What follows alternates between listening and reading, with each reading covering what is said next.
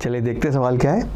Question कहता है कि hydrogen atom in ground state is given an energy of 10.2 electron volt.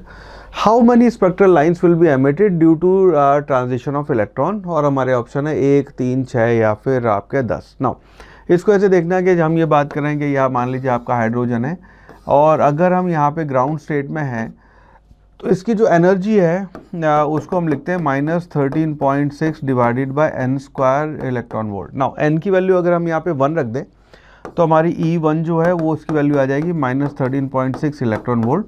और E की वैल्यू अगर हम यहाँ पे n की वैल्यू 2 रख दें तो सेकंड उसके लिए ऑर्बिट ये आ जाएगा 13.6 डिवाइडेड बाय 4, तो आ जाएगा -3.4 इलेक्ट्रॉन वोल्ट, है ना। ये काइंड ऑफ स्टैंडर्ड डेटा है इसलिए मैं कैलकुलेशन नहीं कर रहा हूँ।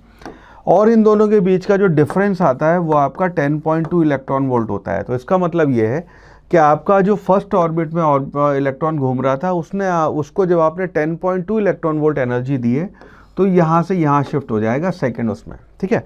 तो अब आपकी जो पहले n की वैल्यू 1 थी, n की पहले जो 1 थी अब वो वैल्यू n की 2 हो गई है। सवाल ये कि कितने स्पेक्ट्रल लाइंस आएंगे। तो इस केस में क्योंकि 2 से सिर्फ 1 ही ट्रांसफर कर सकता है विच मीन्स आपका number of spectral lines possible जो है that will be 1। So option C जो है आपका 1 that would be the right answer.